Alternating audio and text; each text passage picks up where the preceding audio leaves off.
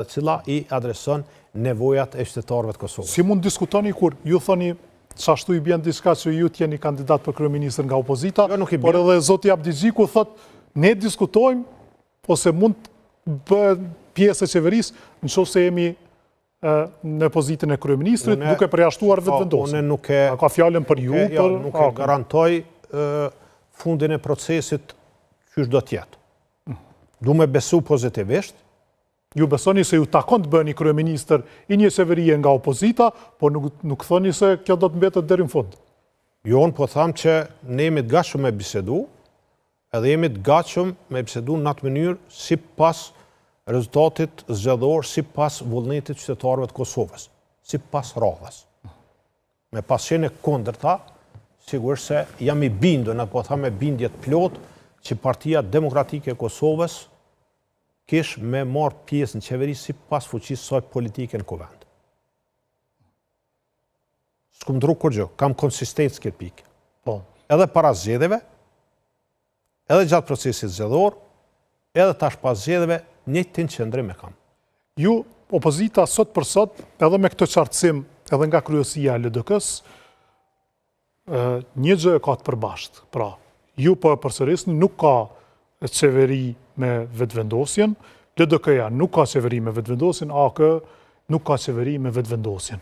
Pra, për një gjë, jeni dakorduar para se tulin në tavolin. Kur tulin në tavolin, natyrisht, sërish nuk mund të shkoni 2 kandidat për kryeministra, ose 3 kandidat për kryeministra, se vetëm një mund të bëhet kryeministër. Por janë edhe pozitat e tjera, u fol për çështjet e presidentit, ka i qeveria nuk është vetëm me një pozit. Ka zëvendës kryeministra, ka disa ministri. Çështja e presidentit do të thotë mendoj që vjen në prill vitit të ardhshëm. Në prill vitit të ardhshëm është një proces i ndarë për me u zgjedh presidentin nevojiten 80 vota, të paktën 2 rundet e para me qenë prezent në sallë kur votohet, kur fillon procesi i votimit, dhe 80 vota në këtë format nuk i kanë asnjë napol. Nuk i ka as opozita, por nuk i ka as vetëvendosje. As vetëvendosja me minoritetet, ka do që pozicionohen minoritetet. Fakt opozita i ka 4, nëse i shohim si bashk, 4 më tepër se vetëvendosja. Po nuk më besoj që është e shëndetshme për vendin edhe për interesin e vendit me paragjyku procese që do të ndodhin më vonë. Se tash këtu mundëm i shtin kombinim edhe zgjedhjet lokale. Do të kemë zgjedhjet lokale nëse fillohet kështu. Pra ju po e shihni me sy kritik këtë propozimin e zotit Abdigjiku se duhet menduar edhe për çështjen e presidentit. Po e lexoj që ka hapësirë për me ulë në tavolinë edhe me bisedu. Si do t'ishte një ftesë juaja, po thoni që nëse dështon lëvizja vetëvendosje, nuk e di ma do të dështoj, për të ulur me partitë e tjera. Jo, ftesën ju vjen nga presidenti. Jo, ftesën që sonte, do të thotë unë jam i gatshëm. Që sonte? Që sonte jam i gatshëm me ul me partitë cilat kemi qenë në opozitë, cilat kanë fituar ulsen në Kuvendin e Kosovës, dhe të bisedojmë për marrëveshje politike. Jo për procedura ligjore e kushtetuese se janë të qarta.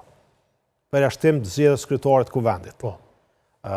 Tjerat janë gjithçka e qartë. Edhe ajo është e qartë, qartësohet, po jam i gatshëm, po sigurisht se në kanale edhe zyrtare, do t'ju baj ftesë për me ul edhe me bisedu që vendit me i dhon institucione. Mos me lanë vakum institucional për shkak se e damtoj vendin ekonomikisht edhe në gjitha aspekte tjera. Pra po thoni që sonte ju si Bedri Hamza, si kandidati PDK-s për kryeministër, do t'uleshit me zotin Abdigjiku dhe me zotin Haradinaj për të folur se si do të mund të formoj një qeveri nga opozita e deridjeshme. Pa asnjë pengesë, pa asnjë hezitim. A mund të bëhet një qeveri në Kosovë pa atë që ka dali parë në zgjedhje? Megjithatë dhe kjo nuk është e lehtë. Ka përdihet derisa 42%, megjithatë, pra ma shumë i ka fituar lëvizja vetëvendosje vetëm se sa ju dhe LDK-ja bashkë. Ne s'pja mojmë të drejten që aj me tentu me boj institucionet. Nuk pja morëm atë drejt. Nëse aj dështon për me kry edhe me realizu kryimin e qeverisë,